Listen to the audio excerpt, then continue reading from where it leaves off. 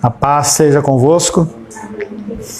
Louvamos a Deus, porque o Senhor tem nos guardado, o Senhor tem protegido as nossas vidas, independente das ondas, independente das dificuldades, nós podemos confessar o Senhor Jesus Cristo como Senhor e Salvador, e isso é bendito, isso é bem bondoso da parte dele, que em meio a lutas e dificuldades nós tenhamos a capacidade de ainda olhar para a cruz como uma forma de redenção das nossas vidas. Estamos meditando dentro do tema da busca da santidade. Já meditamos, fala sobre o tema que a santidade de Deus é para você. Na semana passada começamos a meditar na santidade de Deus, que é o padrão, que é aquilo que nós devemos nos espelhar. Finalizamos com a leitura de 3 textos que nós vamos fazer novamente. Apocalipse 4:8, Felipe, Isaías 6:3, Rayane. Apocalipse. Opa. Entrou? Entrou o depósito? Olha o Pix entrando. Apocalipse 4:8.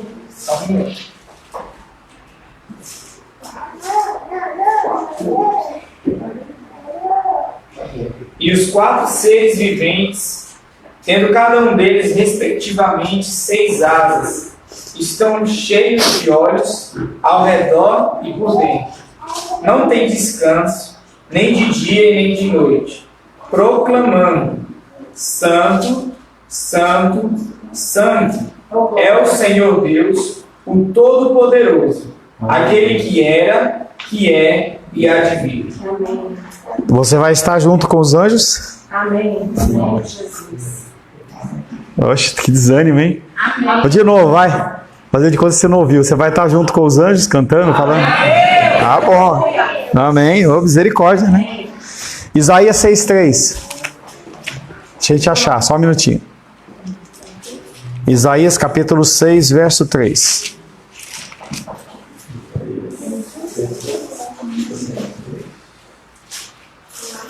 Por favor.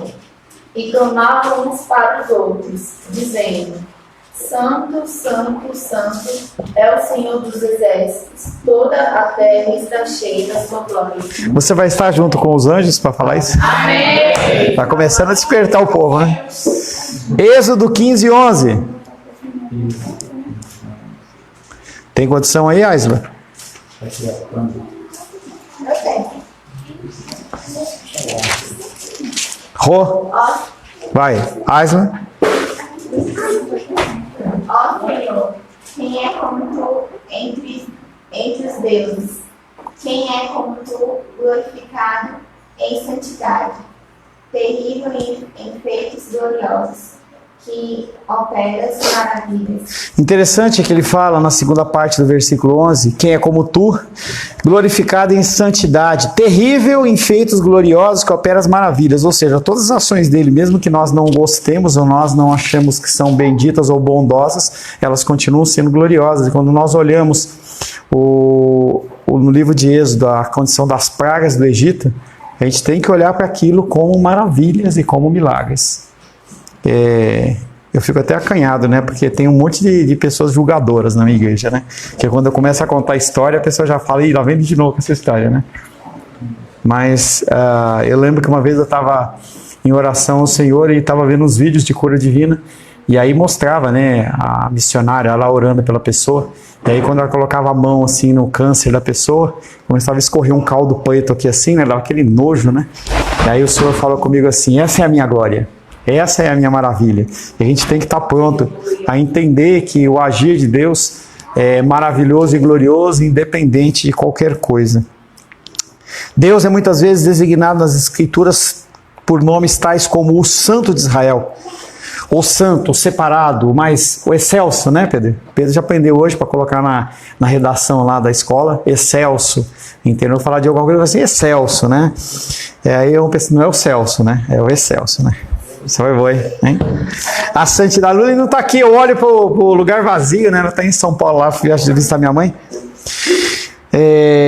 O termo santo é usado muitas vezes como prefixo do nome de Deus antes de qualquer outro atributo. Então, quando você vai falar sobre justiça de Deus, você pensa numa justiça santa. Você coloca o santo, santa justiça, santa ira, santo ciúme. Todos os atributos de Deus sempre têm o contexto da santidade antes. Imagine por um momento que Deus possua onipotência, poder infinito, onisciência, perfeito e completo conhecimento, e onipresença, presença em toda parte, mas sem perfeita santidade. Então todo esse poderio, esse conhecimento, essa forma de agir dele sem a santidade, ela seria vazia. Nós não poderíamos ter um Deus em quem nós podemos confiar, porque se esse Deus ele não é santo, ele é falho. Se ele não é santo, ele não é independente, ele precisa de mim. E muitas religiões, e mesmo alguns cristãos, acreditam que a figura de Deus precisa da pessoa. Eu gosto de dar sempre esse exemplo. Você devolver o seu dízimo e oferta não é algo que é Deus recebendo de você, é um privilégio que você tem da mesma maneira que um escravo e um presidiário têm em trabalhar. Se você falar com uma pessoa que já foi presa e ela vai ficar lá, poxa, fica um mês, fica um ano, fica 2 anos sem fazer nada, aquilo é um caos. A mente da pessoa fica pilhada, fica doida. As pessoas vão fazer aquelas viagens lá para a Antártida, aqueles negócios lá, fica 3 meses isolado, o cara fica louco, porque ele não tem o que fazer. Então, dar trabalho, ou nós podermos ser servos do Senhor, é um privilégio que Ele nos dá, até para a gente não ficar louco. Tal ser não poderia ser descrito como Deus se ele não tivesse a santidade. A santidade é a perfeição de todos os seus atributos. O seu poder é um poder santo. A sua misericórdia é uma misericórdia santa. A sua sabedoria é uma sabedoria santa. E o que isso tem a ver comigo? Porque ele fala que sede santos e sem santidade. O que é isso? O que é esse padrão? O que é essa referência que o Senhor está exigindo de nós? Será que Ele está exigindo de nós que nós não pequemos, que nós não cometemos nenhum deslize, nenhum pecado, nenhuma falha, nem nada? Não é isso. Mas a busca da santidade é aquilo que é exigido por Deus sobre as nossas vidas. É aquele conceito de você estar olhando para uma situação e estar sempre fazendo algo melhor. Você pode tentar fazer isso com o seu físico, eu vejo as minhas queridas lá, né, o Tá Pago, essa semana a gente foi brindado, né, com uma foto dupla, né, da Esther com a Rayane, né, lá, ela não colocou o Tá Pago, né, mas os dois olharam assim, né, entendeu? Buscando, mas buscando, né, a perfeição, e não há problema nenhum em relação a isso. O Felipe debruçado lá das planilhas dele, lá o Nicolas também, olhando para aquelas planilhas, que negócio, o que eu vou fazer, se eu vou investir nisso ou naquilo, é busca de excelência. Tudo isso é busca de excelência. Você está lá embaixo, entendeu? Está ajudando a cortar os pãozinhos, tem que cortar no tamanho certo, porque se cortar maior, entendeu? Muita gente vai comer e outros ficam sem, então você tem que dividir. Está aí o nosso oveiro oficial, entendeu? Foi lá e fez a multiplicação dos ovos, entendeu? Ele fez 12 ovos lá, mas com certeza mais de 40 pessoas vão comer esses ovos, entendeu? E aí você tem que ver que mesmo o Nicolas fazendo os ovos lá, ele está sempre buscando uma perfeição. Hoje, quando colocou lá no grupo, lá o Felipe, não esquece os ovinhos, hein, Nicolas? E aí o Nicolas ele vai lá e tenta buscar sempre a excelência, essa busca de você ser melhor, de você conseguir fazer as coisas melhor, é o que Deus exige de mim e de você, em todas as áreas. Amém. Dentro do livro de Amós, a gente tem visto isso claramente. A gente tem visto que Deus ele não está cobrando daquele povo, em primeira instância, uma adoração ao Senhor. Está cobrando uma atitude com o dia a dia, com as pessoas. Ontem fui com a Rosângela lá na feira, e aí a gente estava fazendo algumas coisas lá, aí tinha uma pessoa lá, pedinte, né? E aí eu peguei, poxa, não tinha um trocado para dar pro cara. Eu falei, não, mas daqui a pouco a gente dá, né? Aí a gente fez um pagamento, tinha que ser feito em dinheiro. Eu fui lá e dei lá R$5 pro cara. Aí nós paramos não sei aonde, aí fomos lá, eu dei uma moeda para uma pessoa. Aí o outro veio me pedir. Aí eu falei, não, eu já dei no posto. Eu falei assim, não, já dei ali. A Rosângela falou, não, tô aqui, entendeu? Aí eu me senti, falei, caramba, podia ter dado. Que diferença faz R$1 para mim? Não faz nenhuma diferença, entendeu? Mas para a pessoa faz. Então a gente tem que estar sempre ligado nessa condição de buscar de ser melhor. Deus ele não pode ser melhor, ele já é o melhor, ele é o excelso. Entendeu? Ele é aquele que é o perfeito. E nós temos que olhar para esse Deus, para a figura de Cristo, como o modelo. É a santidade de Deus mais do que qualquer outro atributo que o torna verdadeiramente digno do nosso louvor. Porque a gente vê que quando se fala que Deus é amor, você não vê os anjos falando santo, santo. Mas no momento em que eles estão presente dele, ou melhor, diante de Deus, eles não falam amoroso, amoroso, amoroso, mas eles falam santo, santo, santo. É a característica mais emblemática, mas eu não diria principal, porque tudo se completa, mas a figura da santidade é algo que tem que ser visível. Quando as pessoas elas identificarem mudança na minha vida e na sua vida, elas vão identificar o quê? A santidade. Elas vão ver que você é melhor, você está diferente, que algo mudou na sua vida. E isso é santidade. Deus, todavia, requer mais de nós do que simplesmente reconhecermos a sua santidade. E você, à noite, você pode cantar os louvores, levantar as mãos aos céus, o Carlão pode vir pegar o pau de chuva, virar, entendeu? E te sentir aquele momento assim de êxtase por causa da chuvinha e tal. Mas Deus, ele não quer só isso. Não é só você reconhecer que ele é santo, é você buscar ser santo como ele é santo. Deus tem realmente direito a exigir a santidade perfeita de todas as suas criaturas morais, porque ele dá o exemplo. E é um grande problema que nós temos nas nossas vidas. Como que nós podemos exigir que as pessoas à nossa volta sejam santas se nós não nos mostramos santos? Se as pessoas não veem em nós um esforço por mudança. As pessoas falam assim, faz o que eu falo. Não faz o que eu faço. Aí você chega para o teu filho e fala, lê a Bíblia. Chega para o teu filho e fala assim, chegue no horário, seja respeitoso. Você é. Você dá exemplo. A figura de Deus, santa, ela tem essa pegada de mostrar para a gente que nós temos um exemplo a seguir. Mas nós queremos, não sendo santos, queremos que as pessoas ao nosso lado sejam santas. E elas não vão ser. Nós, como seres humanos, nós temos a facilidade de copiar aquilo que é errado. A facilidade de olhar para as situações e decidir simplesmente seguir o caminho, o exemplo ruim. Ele nos diz, sede santos, porque eu sou santo. Não pode ser de outra maneira. Não é possível que ele, Deus, ignore e aprove qualquer mal cometido. Ah, mas eu fiz isso por causa disso. Ah, eu invadi a terra porque eu não tenho onde morar. Eu roubei o Carlos porque eu não tenho o que comer. As pessoas, elas usam de subterfúgios, mas mãe, vai anotando, entendeu? Usam de subterfúgios para o quê? Para justificar o pecado deles. É aquilo que eu tenho falado para vocês com frequência, a correria. E aí é uma palavra que a nossa cultura assumiu para você usar quando você não tem desculpa para dar. Aí você fala, eu estou na correria. Eu estava na correria.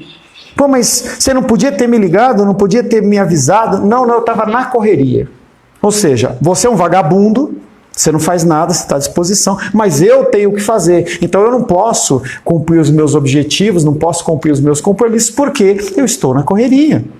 É uma forma de você se justificar diante da sociedade que você não fez aquilo por um motivo que é plausível. Mas Deus não permite esse tipo de coisa. Deus, ele não aceita que você use, e em especial no dia do juízo. No dia do juízo você não vai poder falar assim, poxa Deus, eu estava na correria. Eu desafio você. Se eu estiver atrás de você na fila, entendeu? Se eu estiver na tua frente, eu falo, passa aqui que eu quero ver. Você vai falar que você estava na correria de novo, entendeu? Diante do Altíssimo, naquele treino brilhando lá, os querubim para um lado, aqueles olhos para tudo quanto é lado, aquele negócio. Aí você fala assim para Deus, Deus, me desculpa, naquele dia eu estava na correria. Estava na correria, entendeu? Afinal de contas, o senhor sabe, né, Deus? Foi o senhor que me deu aquela correria. Foi, entendeu? O senhor que me deu a Rosângela, então por causa que o senhor me deu a Rosângela, eu tive que fazer aquela correria. E a gente vai tentar justificar. Isso não colou no Jardim do Éden. Você acha que vai colar no dia do juízo, Senhor? Não vai.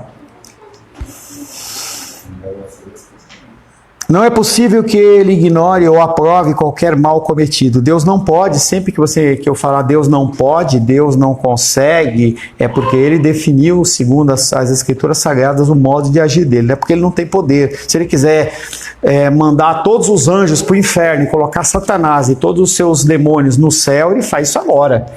Se ele quiser mudar a religião certa para satanismo em vez de cristianismo, ele pode fazer isso agora, se ele quiser, mas ele tem a lei dele, por isso que ele segue segundo a lei dele. Então vamos lá. Deus não pode, nem por um só momento, diminuir o seu padrão perfeito de santidade. Pelo contrário, ele tem de dizer como de fato diz. Abacuque 1,13. Rô.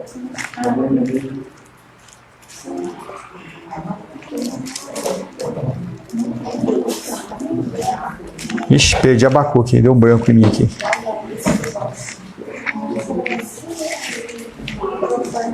Abacuque 1,13.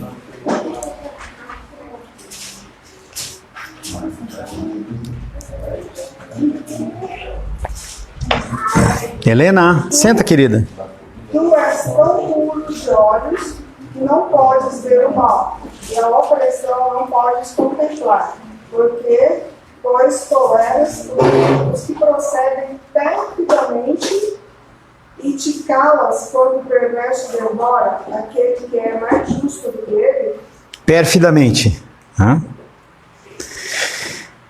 Tu és tão puro de olhos que não podes ver o mal e a opressão não podes contemplar. Qual foi o maior exemplo disso nas Escrituras Sagradas? Quando Cristo foi crucificado, ele... Tá? Quando Cristo fala, Deus meu, por que me desamparaste? Ele não via quem? Deus.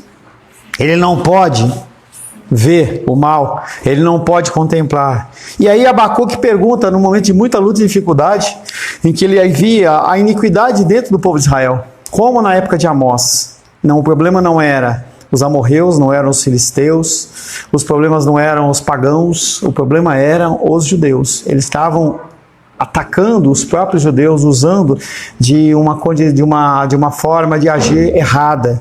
E aí ele fala, por que toleras os que procedem perfidamente ou cruelmente? E te calas quando o perverso devora aquele que é mais justo do que ele? Abacuque ele está usando de uma figura humana, e ele está interagindo com Deus de uma forma íntima, que talvez poucos de nós tenhamos essa condição ou essa capacidade de olhar para Deus e falar dessa maneira. Entenda que Abacuque não está falando num grupo de pessoas. Abacuque ele está no solitário dele falando com Deus. Você tem liberdade de falar com Deus dessa forma, desde que você não esteja diante de outras pessoas, porque senão vai caracterizar uma murmuração e uma falta de confiança em Deus. É por Deus ser santo que ele nunca pode desculpar ou passar por alto qualquer pecado que cometamos, por menor que ele nos pareça. Por mais que seja simples, por mais que aquele pecado você olhe e fale assim, ele não é tão grave assim. Porque nós também gostamos de comparar os pecados que cometemos com os pecados dos outros. A gente não gosta de ver a nossa inveja, mas a gente vê a inveja dos outros. A gente não gosta de falar da nossa ira, mas a gente fala da ira dos outros. Quando as pessoas elas usam o tempo delas de uma maneira errada, nós apontamos o dedo, mas nós não olhamos quanto tempo nós desperdiçamos. Às vezes tentamos justificar diante de Deus alguma ação que a nossa própria consciência contesta. Mas se realmente aprendemos o significado da santidade perfeita de Deus, tanto nele próprio como naquilo que nos ordena, veremos prontamente que jamais poderemos nos justificar, mesmo pelo mais leve desvio da sua perfeita vontade. Então, diante do convencimento do pecado, o que nós temos que fazer é reconhecer aquele pecado. Reconhecer. E realmente tentar uma mudança. Essa semana eu tive alguns momentos diante de Deus em relação a algumas coisas, e aí eu entrei no quarto no meu tempo de oração e eu chorava diante de Deus, falando, poxa Deus, será que o meu coração ele está pensando ou pendendo nesse aspecto ou naquele aspecto? Porque nós não conhecemos o nosso coração. Nós acostumamos a conviver com o nosso pecado por tanto tempo, que o que acontece é que nós achamos que está tudo certo. Se você é uma pessoa que sente dor, você acostuma com a dor. Você começa a sentir dor quando as dores elas começam a ficar muito maiores. Mas enquanto você está sentindo aquela dor padrão, normal. Eu estou com uma pequena inflamação no meu tendão do meu pé direito, em que eu, de certa forma, eu me acostumei com essa dor. Mas o que acontece é que quando você não faz nada com esse problema, com esse pecado, com essa dor, com o que quer que seja, ela não some, ela aumenta. Qualquer pecado, qualquer problema que você identifique na sua vida, se você identificar e você não fizer nada, ele vai aumentar, porque um abismo chama outro abismo. É como a questão do medicamento. Se você está acostumado a tomar sempre um remédio qualquer para a sua dor, entendeu? Você vai tomar cada vez mais, vai tomar cada vez mais. Isso dentro das drogas tarja preta, ela é totalmente comum. A pessoa ela acostuma com aquilo, e por acostumar com aquilo, ela precisa de uma coisa mais forte, ou uma dose maior. Isso em relação ao pecado também é verdade. Deus não aceita desculpa. Bem, eu sou assim mesmo. Ou mesmo afirmação, bem, eu estou crescendo nessa área da minha vida, Deus não aceita isso. Ou você se justificar, não, eu falo alto porque eu sou filho de português, eu sou filho de espanhol. Olha que coisas ridículas que a gente fala. Não, eu sou irado, eu ajo dessa maneira porque eu vivo nesse estado, nessa condição. E aí, se você vê mesmo a teoria da evolução, ela não se perdura e ela continua teoria, porque tem várias questões que não são explicadas por essa teoria. Em qualquer lugar do planeta, se você jogar esse copo para cima, ele vai cair, vai quebrar. Entendeu? Se em algum momento ele não quebrar, essa lei ela passa a ser uma teoria novamente. Se você decidir ferver uma água em qualquer lugar do planeta, a 100 graus ela vai ferver. São condições que são naturais. Então, quando você pensa na teoria da evolução, a gente pensa que as pessoas elas vão melhorando, elas não vão melhorando. A gente tem o nosso organismo e cada vez mais ele vai se definhando. A idade vai chamar, entendeu? O Pedro pode ser que ele não perceba isso agora, mas quando ele chegar na idade do Alice, quando ele chegar na minha idade, entendeu? As coisas mudam. A gente tem que tomar um outro tipo de cuidado. Dentro do cristianismo e dentro da santificação, a condição é a mesma. Se você permitir uma má alimentação, se você permitir uma falta de exercício dentro da área espiritual, em algum momento você vai padecer, você vai cair. Estava com a Roia, ela falando de uma pessoa que conviveu no nosso meio e agora está lá no meio, fazendo postagem sobre Oxum. E você fala, como é que a pessoa ouviu o evangelho e está nessa condição? É esse afastamento. Talvez você não chegue a esse ponto, mas a questão de você se afastar da busca da santidade de Deus, porque é algo trabalhoso. Você dia após dia buscar ser melhor, falar menos palavrão, brigar menos, xingar menos, ser mais correto. Isso é um trabalho, é um exercício que nós temos que ter diariamente. A santidade de Deus não deixa lugar para faltas leves ou fraquezas no nosso caráter pessoal. Não, eu faço isso porque eu fui abusado. Daniel, senta à direita, por favor, que nós estamos dentro da escola dominical. É um lugar de aprendizado, meu querido. É para você aprender a sua vida, não é para você ficar no colo da sua mãe. Quando você estiver lá na tua casa, você deita no colo dela, faz carinho, seja obediente. Essa aí vai ser as demonstrações melhores de amor para ela que você vai poder fazer. Agora não é hora disso, tá? A santidade de Deus não deixa lugar para faltas leves ou fraquezas no nosso caráter pessoal. Não importa o dano que você sofreu no seu casamento anterior, que você sofreu na tua criação, não importa. Isso você não pode trazer como uma justificativa para você ser grosseiro com as pessoas, ou você ser mau no seu agir. Você tem que lidar e tentar tratar isso. Buscar santidade é isso. É não deixar que o meu passado, ele influencie o meu presente e influencie o meu futuro. Porque senão a gente vai continuar a ficar nesse círculo.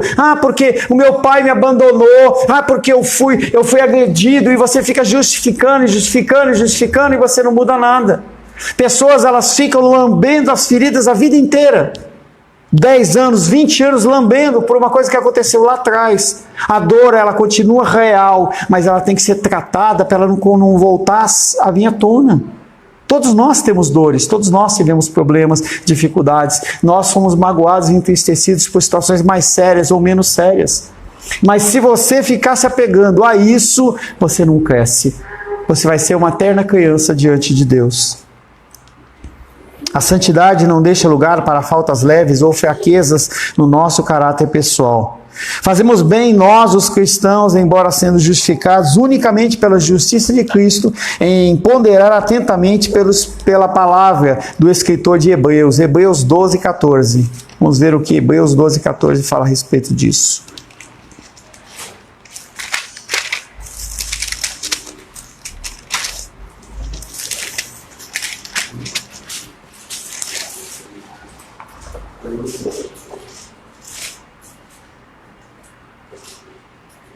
verdade, não temos aqui. Não. É 12, 14. 12, 14. Segue a paz com todos e a santificação, sem a qual ninguém verá o Senhor. Que versículo que anda junto com esse que Jesus falava? Vamos lá? Não, Jesus não falou isso. Vamos lá de novo. Esse versículo 14 é dividido em duas partes. Ele está falando sobre a condição do relacionamento com o... E também o relacionamento com... Qual que é a frase que Jesus falava? A Deus, a todas as coisas próximas como a ti. Tá? É isso que Deus está falando aqui. É a mesma coisa. Tá? Seguir a paz com todos. Para de arranjar confusão por coisa tola. Para de se preocupar com coisa que não tem importância. Quando você precisar lutar e guerrear, você não vai ter força e nem energia, porque você está preocupado com o quê? Com tolice. E busque a santificação. Sem a paz com todos e sem a santificação, ninguém verá o Senhor. É o tema de Amós que nós estamos trabalhando, exatamente esse. É por Deus ser santo que nunca pode tentar-nos a pecar. Quando alguém for tentado, jamais poderá dizer: eu estou sendo tentado por Deus. Você não pode falar que você está sendo tentado por Deus. A condição da tentação é: vamos fazer o cara errar. Quem faz isso é o diabo. Deus não faz isso. Quando nós pensamos dentro da característica do ser humano, do homem, o homem sim tenta. Não houve nenhuma tentação que não fosse... Não há nenhuma tentação que não fosse humana. A tentação, o diabo, ele não vem te tentar, ele tenta você através de quem? Do outro. Estava lá vindo, né? Eu vi na rádio lá e estava tocando lá na rádio assim. Eu não lembro a melodia da música, mas era o cara, era casado, e aí a amiga da mulher, então sambinha, né? A amiga da mulher estava dando em cima dele. E ele fala: não pego, não pego, não pego, não pego não. O que ele está falando? Ele está lutando contra a carne dele. Aí depois ele fala umas besteiras lá, entendeu? Mas o que importa é essa luta de você tentar se manter dentro de uma condição de correção, de você estar numa condição reta, certa e correta diante do Senhor. Provavelmente jamais algum de nós imaginou que Deus esteja ativamente a solicitar-nos para fazer o mal, mas podemos sentir que Deus nos colocou numa situação em que não temos alternativa. Se Deus, Ele quer que você, se não, Deus quer que você alinhe a sua vida.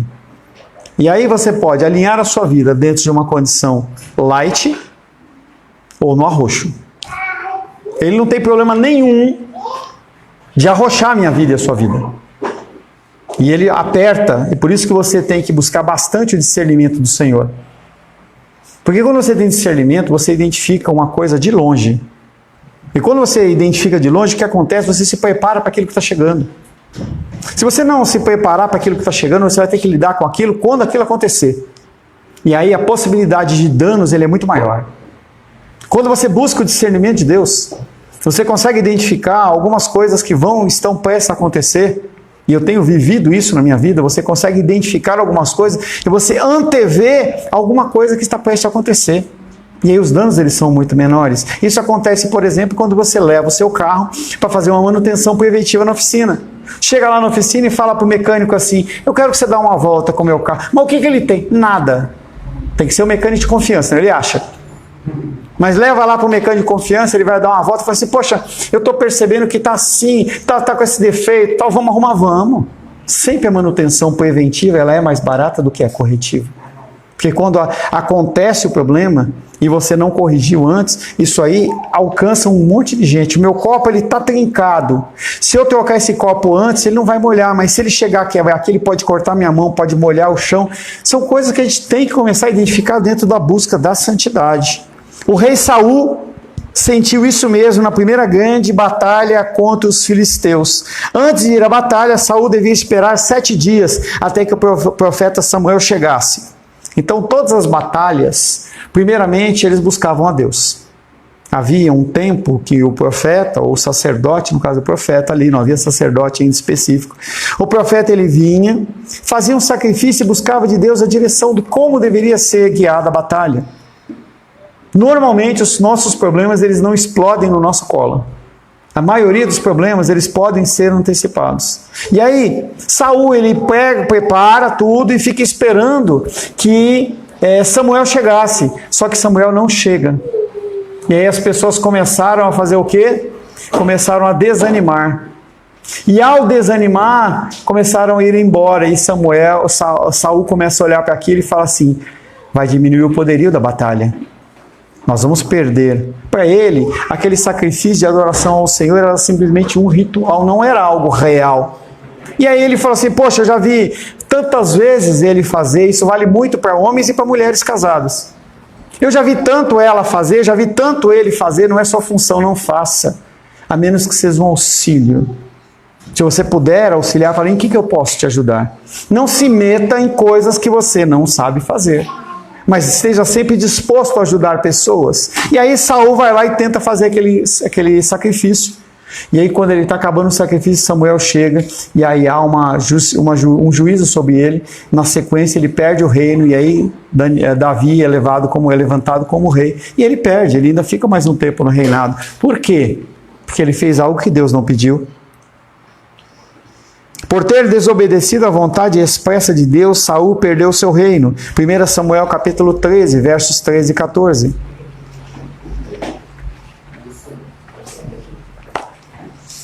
Nicolas. 1 Samuel capítulo 13, 13 e 14. Então disse Samuel a Saul: procedeste neciamente em não guardar o mandamento que o Senhor teu Deus te ordenou, pois teria agora o Senhor confirmado o teu reino sobre Israel para sempre. Já agora não subsistirá o teu reino. O Senhor buscou para si um homem que lhe agrada e já lhe ordenou que seja príncipe sobre o seu povo, porquanto não guardaste o que o Senhor te ordenou. E nós? Será que nós nos convencemos também? Ou nós procuramos escurecer um pouco a verdade? Ou cometer só um ato levemente desonesto? Mentirinha branca. Será que a gente tenta maquiar essa coisa? Não, mas eu fiz isso porque eu estou querendo cuidar da minha família. Olha que coisa preciosa, né? Olha que preciosidade, entendeu? Como é louvável, né? A pessoa está disposta a fazer tudo aí, até contra a sua própria honra, para fazer aquilo. Será que nós, como Saul, nós não fazemos a mesma coisa? Quando sentimos isso, estamos na realidade dizendo que Deus nos tenta pecar e que nos colocou numa posição onde não temos alternativa. Quando nós agimos desta maneira, nós criamos uma situação assim: poxa, eu gostaria muito de ser correto, eu gostaria muito de honrar minha esposa, eu gostaria de ser fiel a ela, mas como Deus ele não deixa eu controlar, ele não tira isso de mim, então por isso que eu acho dessa maneira. Os adultérios acontecem assim, os feminicídios acontecem assim. Poxa, mas ela me desrespeitou, ela me desonrou, ou ele me desonrou. E aí nós justificamos uma coisa que não tem justificativa nenhuma. As pessoas sujeitas à autoridade são particularmente vulneráveis a essa tentação. Então eu, como sacerdote, como pastor, muitas vezes eu me sinto tentado a fazer algumas coisas que não devem ser feitas. E eu posso tentar justificar: eu vou fazer isso por causa disso, mas eu não tenho a liberdade de fazer isso. Assim como você não tem liberdade de fazer isso. Diante de Deus, aquele exemplo do avião, ele é um dos melhores que eu tenho, em que quando você está lá no avião, e aí quando você estiver lá, Esther e Carlos, lá no avião, vocês olham lá pela janelinha, entendeu? E tenta ver a altura das pessoas que estão lá embaixo. Tudo igual. O tamanho dos prédios. Será que aquela casa ela é grande, é de 3 andares, de 2 andares, de 1 andar? Será que ela é térrea? Será que aquele prédio ele tem 5 andares, ele tem 3, ou ele é um arranha-céu? Você não vai conseguir observar. Porque no olhar de Deus, na perspectiva de Deus, todos nós somos pecadores. e nós carecemos da sua glória e da tua misericórdia. Amém, queridos?